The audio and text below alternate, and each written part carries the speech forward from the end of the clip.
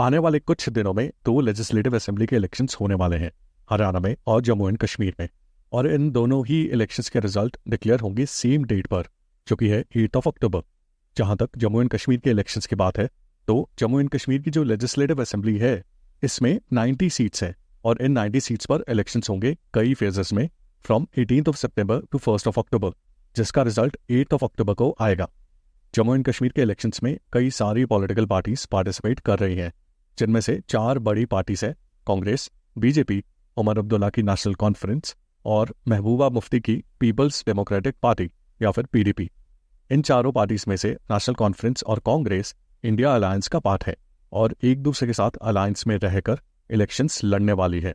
और इसलिए इन दोनों पार्टीज के बीच सीट्स का डिवीजन भी हुआ है, जिसके अकॉर्डिंग नेशनल कॉन्फ्रेंस 51 सीट्स पर लड़ेंगी और कांग्रेस 32 सीट्स पर। जो बाकी बची 2 पार्टीज हैं, बीजेपी और महबूबा मुफ्ती की पीडीपी, ये किसी भी अलायंस का पार्ट नहीं है और इंडिपेंडेंटली ही इलेक्शंस में फाइट करेंगी। लेकिन पिछले इलेक्शंस में कहानी कुछ और थी और पिछले इलेक्शन से अब तक काफ़ी कुछ बदला है।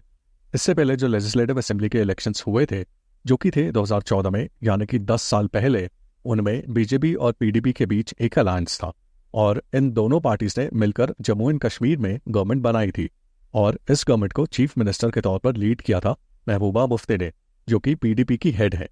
लेकिन डिफरेंसेस के चलते बीजेपी ने अपना सपोर्ट विड्रॉ किया था पीडीपी से इन 2018, जिसकी वजह से बीजेपी और पीडीपी की अलायंस वाली सरकार गिर गई थी और जम्मू एंड कश्मीर के गवर्नर ने लेजिस्लेटिव असेंबली को डिसॉल्व कर दिया था और जम्मू एंड कश्मीर के स्टेट में रेजिडेंट रूल लग गया था।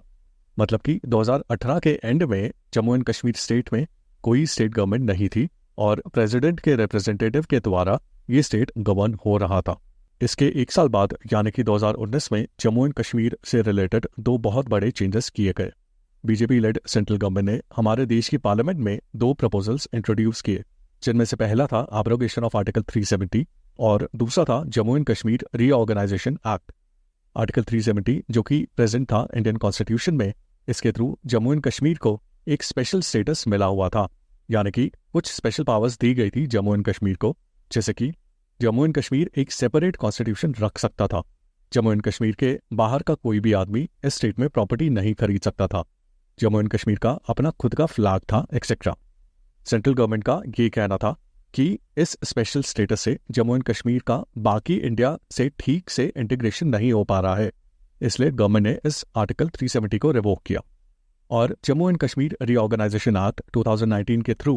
जम्मू एंड कश्मीर से स्टेटहुड छीन ली गई और साथ में जम्मू एंड कश्मीर का बाइफर्केशन किया गया यूनियन टेरिटरीज में, यानी कि जो पहले जम्मू एंड कश्मीर पूरा स्टेट था, वो अब डिवाइड हो गया 2 यूनियन टेरिटरीज में, पहली जम्मू एंड कश्मीर और दूसरी लद्दाख।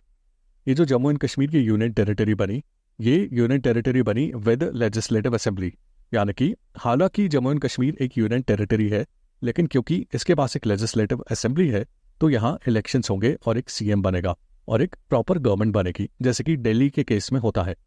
और जो दूसरी यूनियन टेरिटरी है लद्दाख, वो बनी विदाउट लेजिस्लेटिव असेंबली, इसलिए उस पर सीधा सीधा प्रेसिडेंट ऑफ इंडिया का कंट्रोल होगा।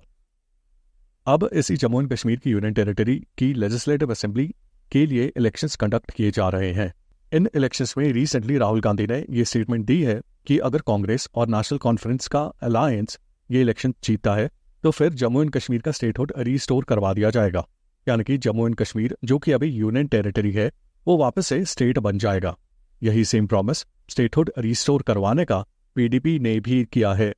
नेशनल कॉन्फ्रेंस और पीडीपी, ये दोनों पार्टीज जो कि रीजनल पार्टीज है जम्मू एंड कश्मीर की, इन दोनों पार्टीज ने तो ये भी बोला है कि स्टेटहुड के साथ साथ आर्टिकल 370 भी रिस्टोर होना चाहिए। हालांकि कांग्रेस ने अब तक इसके ऊपर कुछ नहीं बोला है, ना ही इसके फेवर में और ना ही इसके अगेंस्ट।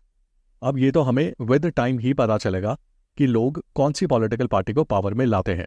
और इलेक्शंस के बाद अगर पीडीपी या नेशनल कॉन्फ्रेंस और कांग्रेस का अलायंस पावर में आता है, तो फिर क्या जम्मू एंड कश्मीर की स्टेटहुड रिस्टोर होती है या नहीं, और क्या आर्टिकल 370 वापस से रिस्टोर करवाया जा सकता है या नहीं। I hope you like the explanation. Follow for more.